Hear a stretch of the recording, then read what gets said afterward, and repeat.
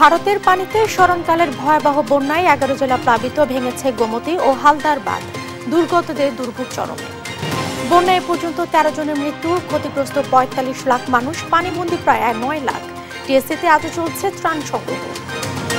গণহত্যায় হাসিনা ও ওবায়দুল কাদেরের বিরুদ্ধে আরো 2 মামলা, ব্যবসায়ী হত্যায় 5 দিনের রিমান্ডে রাশেদ খান মেনন।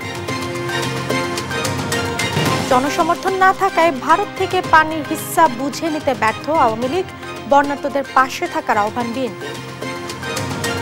এবং রপ্তানি বন্ধ হলেও কমছে না ইলিশের দাম, অস্বস্তিতে ক্রেতা। সরবরাহ সংকটে অস্থিতিশীল নিত্যপণ্যের বাজার।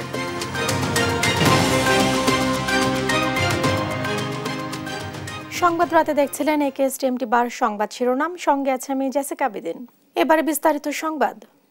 টানা বৃষ্টি ও ভারত থেকে আসা ঢলে পানিবন্দী 11 জেলার মানুষ। নিরাপদ আশ্রয়ে যেতে না পারা, বিশুদ্ধ ও খাবার পানির তীব্র সংকট, অপ্রতুল ত্রাণ সামগ্রী, সব মিলিয়ে খুব কঠিন সময় পার করছে বানভাসী মানুষ। সহকর্মীদের পাঠানো তথ্যচিত্রে টুম্পা আফরোজের ডেস্ক রিপোর্ট।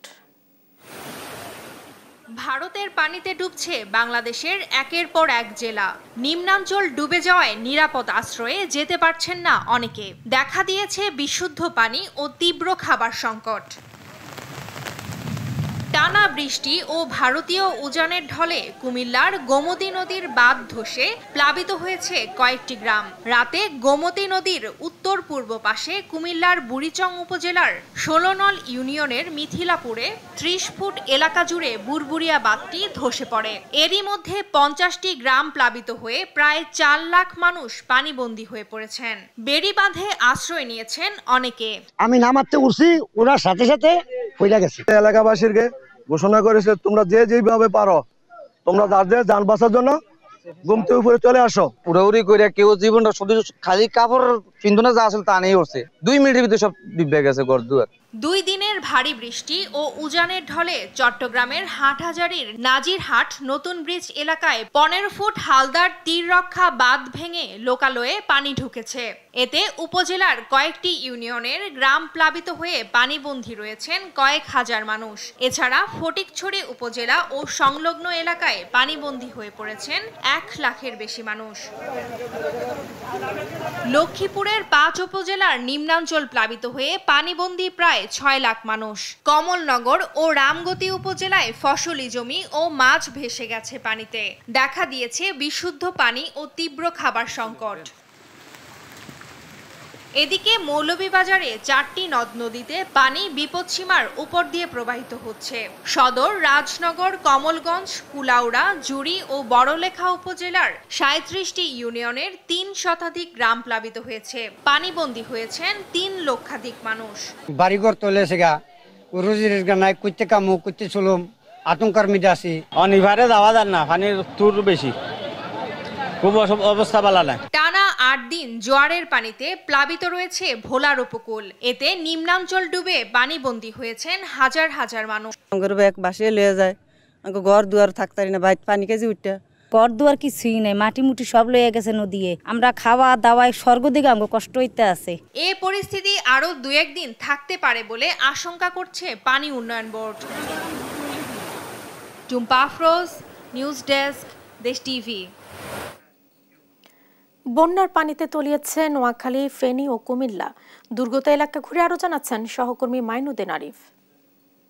আমি এই মুহূর্তে আছি ফেনীর যে লালপুল এলাকা, সে লালপুল এলাকাতে আমি এই মুহূর্তে রয়েছি। আমরা বিকেল থেকে বেশ কয়েকটি জায়গায় যাওয়ার চেষ্টা করেছি, তবে বেশিরভাগ এলাকাতে এখনো যাওয়ার তেমন কোনো ব্যবস্থা নেই। অর্থাৎ সেই মেন সড়কে কোথাও বুক সমান, কোথাও হাঁটু সমান পানি, এবং এখানে যেসব স্বেচ্ছাসেবকরা রয়েছে তারা মূলত নিজ উদ্যোগে বিভিন্ন বোর্ড এনে রেস্কিউ করার চেষ্টা করছেন। এদিকে যে সোনাগাজী সহ বেশ কয়েকটি এলাকাতে এখনো মানুষ কোনোভাবেই বের হতে পারছে না, সেখানে দোতলা পর্যন্ত পানি উঠে গেছে এবং বারবার তারা চেষ্টা করছেন উদ্ধার অভিযানে। সরকারের যে বাহিনীগুলো রয়েছে, অর্থাৎ সেনাবাহিনী, নৌবাহিনী, বিমান বাহিনী সহ আইন শৃঙ্খলা বাহিনীর যে সংস্থাগুলো রয়েছে, তারা যদি উদ্ধার কাজে এগিয়ে আসে তাহলে এটি উদ্ধার করা সম্ভব। বিশুদ্ধ পানির অনেক সংকট রয়েছে এখানে, ত্রাণের মানে খাবারের অনেক সংকট রয়েছে, যেহেতু পুরো ফেনী শহরটি আসলে পানির নিচে চলে গেছে। যে যেভাবে পারছেন শুধু জীবনের ঝুঁকি নিয়ে নিজে বাঁচার জন্য চেষ্টা করছেন। বৃদ্ধা থেকে শুরু করে একেবারে শিশু পর্যন্ত সবাইকে উদ্ধার করে আনার চেষ্টা করতেছে। অর্থাৎ পুরো ফেনী শহর মেইন সড়ক থেকে শুরু করে ভিতরের অলিগলি সবকিছু এখন পানিতে তলিয়ে গেছে। পানির কারণে অনেকে বের হতে পারছে না, তারা বের হওয়ার চেষ্টা করছে। পানি এখনো কমে নাই, এখনো প্রচুর পানি। কি যে আর্তনাদ, কি যে অসহায়, এটা না দেখলে বোঝা যাবে না। মানে মানুষ খাবারের জন্য হাহাকার করতেছে না, মানুষ বাঁচার জন্য তারা বলতেছে যে আমাদেরকে একটু মানে বাঁচান। আমরা সকাল থেকে 400 পরিবারের মতো রেস্কিউ করছি। এখানে আরেকটিও যে ইয়েগুলো আসছে মুহূর্তে, অর্থাৎ যে বোটগুলো আসছে সে বোটগুলো রেস্কিউ তো যাচ্ছে, একই সঙ্গে খাবার তারা দিচ্ছে। পুরো ফেনী শহরের এই চিত্র আসলে একই রকম। মেইন সড়ক থেকে ভেতরের সড়ক, সব সড়ক এখন পানি টইটম্বর হয়ে আছে। তো এ ছিল আমার কাছে ফেনী থেকে বন্যার সর্বশেষ সংবাদ। বন্যায় এ পর্যন্ত 13 জন মারা গেছেন, এর মধ্যে 2 জন নারী। ক্ষতিগ্রস্ত হয়েছেন প্রায় 45 লাখ মানুষ, জানিয়েছে দুর্যোগ ব্যবস্থাপনা ও ত্রাণ মন্ত্রণালয়। শুক্রবার সচিবালয়ে এক ব্রিফিংয়ে কথা জানান সচিব কামরুল হাসান। আগামী 24 ঘন্টায় ধীরে হলেও বন্যা পরিস্থিতির উন্নতির আশা বন্যা পূর্বাভাস ও সতর্কীকরণ কেন্দ্রের। এ পর্যন্ত মৃতের যে আমরা সবমোট তালিকা পেয়েছি 2 জন মহিলা সহ মোট 13 জন, কুমিল্লায় 4 জন, ফেনীতে 1 জন, চট্টগ্রামে 2 জন, নোয়াখালী 1 জন, ব্রাহ্মণবাড়িয়া 1 জন, লক্ষ্মীপুরে 1 জন এবং কক্সবাজারে 3 জন। ক্ষতিগ্রস্ত লোক সংখ্যা হচ্ছে যে 44,97,535 জনের হিসাব আমরা এই মুহূর্তে আমাদের কাছে রয়েছে। প্রতিবেশী রাষ্ট্রের সঙ্গে চুক্তি না থাকলেও আন্তর্জাতিক আইন অনুযায়ী উজানের দেশ হিসেবে ভারতের পানি ছাড়ার আগে বাংলাদেশকে জানানোর কথা, কিন্তু তারা সেটি করেনি বলে জানিয়েছেন পানি সম্পদ উপদেষ্টা সৈয়দা রিজওয়ানা হাসান। তিনি বলেন, এরপর যেন এমন ঘটনা না ঘটে সে বিষয়ে ভারতকে বার্তা দেবে সরকার। শুক্রবার বিকেলে হবিগঞ্জ সদর উপজেলায় মশাজানের খোয়াই নদ পরিদর্শনে গিয়ে তিনি কথা বলেন। দেশের অভ্যন্তরে বাঁধ দেওয়ার বিষয়ে উপদেষ্টা বলেন, বাঁধের মাধ্যমে নাকি জলাধারের মাধ্যমে পানি সংরক্ষণ করা যায় তা নিয়ে আলোচনা হচ্ছে। এ সময় নদীগুলোকে দখলমুক্ত করার উপর জোর দেন তিনি।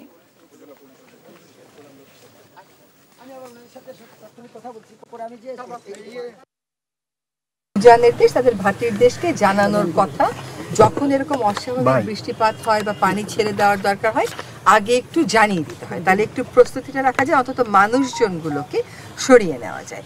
তো সেটা এবার প্রতিপালিত হয়নি। যত অভিন্ন নদী আছে সেগুলো সবকটার ব্যাপারেই যেন এরকম পানি ছেড়ে দেওয়ার আগে আগাম সতর্কতা বাংলাদেশকে দেয়া হয়, সেজন্য ভারতের কাছে এবং উজানের দেশের কাছে আমাদের বার্তা পৌঁছানো হবে। আকস্মিক বন্যায় প্লাবিত দেশের বিভিন্ন জেলার অসহায় মানুষের পাশে দাঁড়াতে সনাতন ধর্মাবলম্বীদের প্রতি আহ্বান জানিয়েছে বাংলাদেশ পূজা উদযাপন পরিষদ। শুক্রবার দুপুরে শ্রী শ্রী ঢাকেশ্বরী জাতীয় মন্দিরে ভগবান শ্রীকৃষ্ণের শুভ আবির্ভাব তিথি জন্মাষ্টমী উপলক্ষে সাংবাদিকদের সঙ্গে মতবিনিময়ে এই আহ্বান জানান নেতারা। এ সময় তারা বলেন, এবার এক ভিন্ন প্রেক্ষাপটে জন্মাষ্টমী উদযাপিত হচ্ছে। রাজনৈতিক পট পরিবর্তনের সাথে সাথে সাম্প্রদায়িক শক্তির অপতৎপরতার কথা তুলে ধরেন তারা। সেই সঙ্গে উদ্ভূত পরিস্থিতিতে বিএনপি, জামায়াত সহ বিভিন্ন রাজনৈতিক দল সংখ্যালঘু সম্প্রদায়ের পাশে দাঁড়ানোয় তাদের প্রতি কৃতজ্ঞতা প্রকাশ করেন।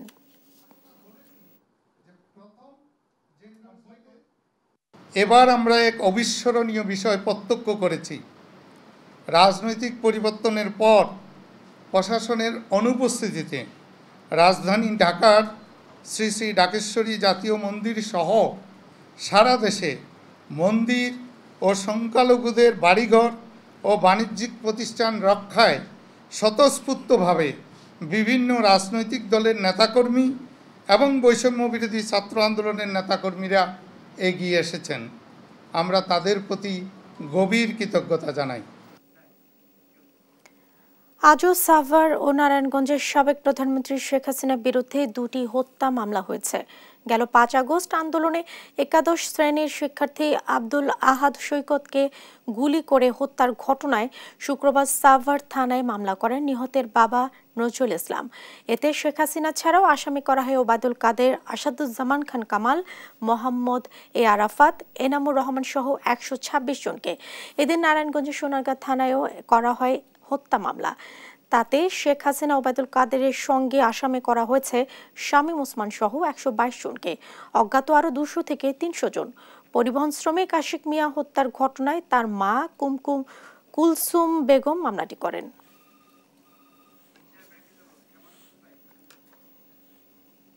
রাজধানীর নিউ মার্কেট থানা এলাকায় ব্যবসায়ী আব্দুল ওয়াদুদকে গুলি করে হত্যা মামলায় বাংলাদেশের ওয়ার্কার্স পার্টির সভাপতি ও সাবেক মন্ত্রী রাশেদ খান মেননের 5 দিনের রিমান্ডে মঞ্জুর করেছেন আদালত।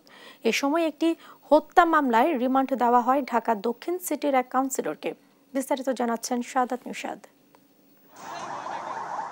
কোটা সংস্কার আন্দোলন চলাকালে গত 19 জুলাই নিউ মার্কেট এলাকায় গুলিতে আব্দুল ওয়াদুদ নামে এক ব্যবসায়ীর মৃত্যুর ঘটনায় নিউ মার্কেট থানায় দায়ের করা মামলায় রাশেদ খান মেননকে গ্রেফতার করে ডিবি কার্যালয় থেকে বিকেলে নিয়ে আসা হয় ঢাকার চিফ মেট্রোপলিটন ম্যাজিস্ট্রেট আদালতে। এ সময় আদালতে বাড়তি নিরাপত্তা দিতে দেখা যায় আইন শৃঙ্খলা বাহিনীর সদস্যদের। হত্যা মামলায় গ্রেফতার বাংলাদেশের ওয়ার্কার্স পার্টির সভাপতি ও সাবেক মন্ত্রী রাশেদ খান মেননকে 5 দিনের রিমান্ড নিয়ে জিজ্ঞাসাবাদের জন্য অনুমতি দিয়েছেন আদালত। ঢাকার মেট্রোপলিটন ম্যাজিস্ট্রেট আলী হায়দারের আদালত এই রিমান্ড মঞ্জুর করেন।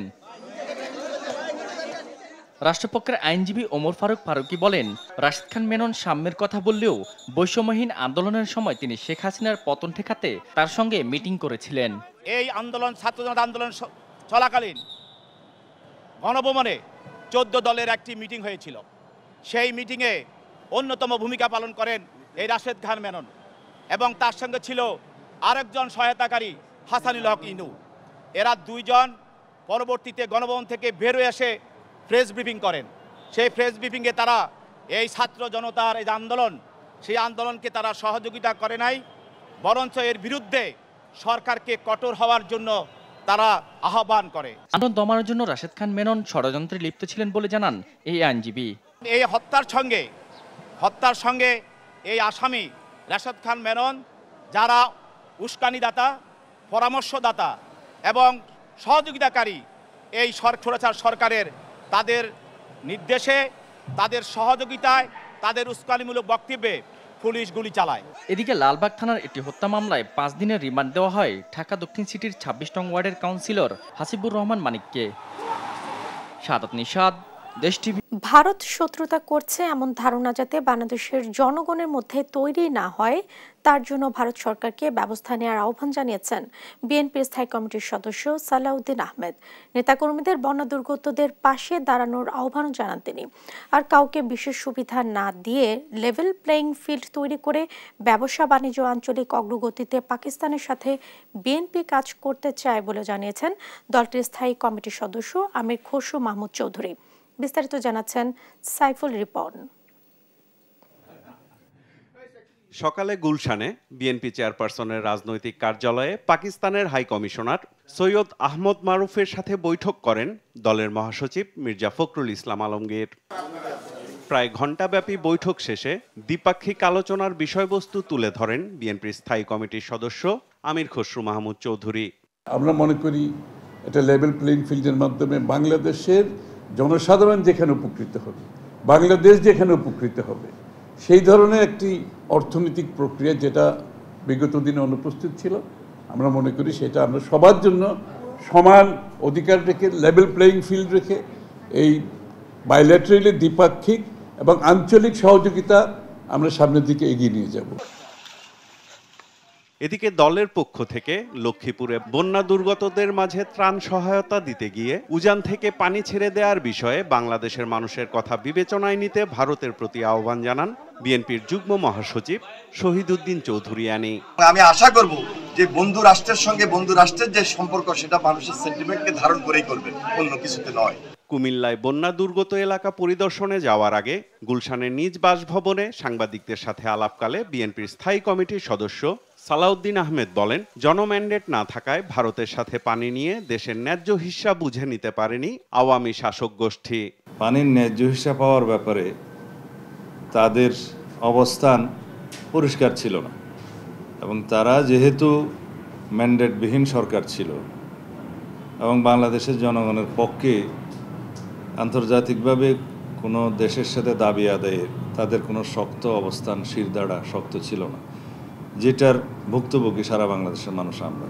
দুই দেশের জনগণের মধ্যে সম্পর্ক সুদৃঢ় করতে ভারত সরকারের প্রতি আহ্বানও জানান তিনি। তা আমি আহ্বান জানাবো আপনারা বাংলাদেশের মানুষের যাতে দুরবস্থায় পড়তে না হয়, এই বর্ষা মৌসুমে বিভিন্ন সময়ে অভিন্ন নদীর পানিগুলো যাতে উচ্চতা নিয়ন্ত্রণ করা যায়, আপনারা অবশ্যই সরকারের সাথে যোগাযোগ করে আপনারা সেই বিষয়ে ব্যবস্থা নেবেন, যাতে বাংলাদেশের মানুষের মনে এমন কোনো ধারণার সৃষ্টি না হয় যে ভারত আমাদের সাথে শত্রুতামূলক আচরণ করছে।